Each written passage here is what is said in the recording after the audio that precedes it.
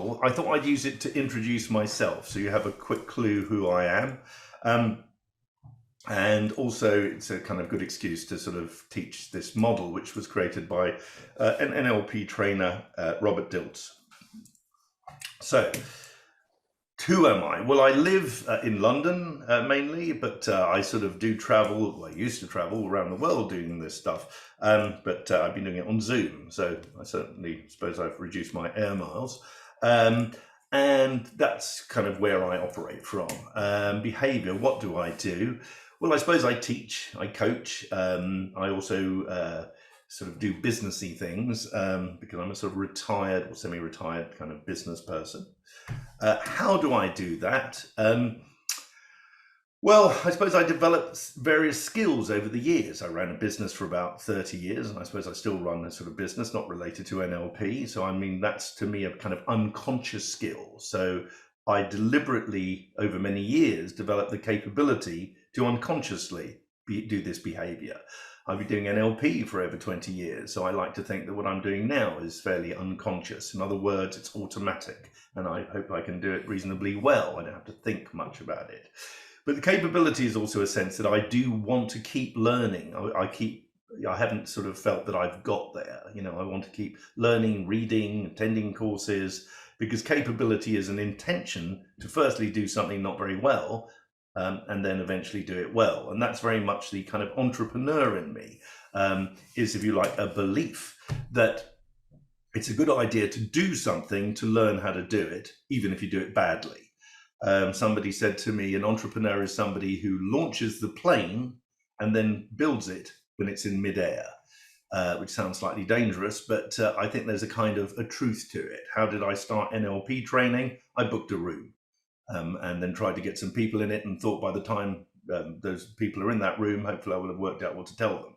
So, you know, maybe you could say I do things too quickly, which sometimes is true, but there's a sort of a value, if you like, in me getting things done, making things happen, and also a sort of belief that it's important. And, you know, I have all sorts of beliefs. I like to think that the beliefs that I hold are useful to me rather than negative beliefs that I've sort of hinted at earlier. So who am I? My identity? I don't know. I suppose I sometimes think it's better to define it as a metaphor. So a common one I like to use is a drummer, because I am a drummer. I play drums as a sort of hobby. I suppose if all went wrong and I can't make a living at this anymore, I could always head to a cruise ship when they come back. But there's also something around the idea of that I like kind of keeping the beat, keeping the energy going, and just kind of getting on with it. So there's something kind of important to me about that. And also, as I said, I'm semi-retired. So when I gave up my business role and sold my business about 4 years ago, I didn't have like an identity crisis particularly. I did for maybe about 6 weeks, thinking, oh, I'm yesterday's man. But in a sense, doing all this kind of work has helped me identify myself as more than just, I don't know, a business person. You know, if you meet somebody and say, I'm an accountant, or I'm an architect, or I'm a nurse, or whatever, so often our job role is so embedded in our identity. And so I was quite happy that all these years of NLP enabled me to move on and find that an easy transition. While for so many people, retirement can be very, very challenging. And vision, you know, what's my bigger purpose? Why do I do all this?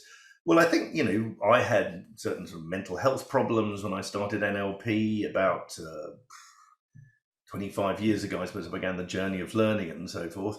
And, you know, I found doing all this sort of thing not only kind of transformed my own well-being, created new options and kind of a new path in life for me. But also, I suppose there is something about wanting to share it with other people is also a reminder for myself. So I think that my vision is, by sharing what I've learned, is also an important reminder for me that, you know, the significance of the material.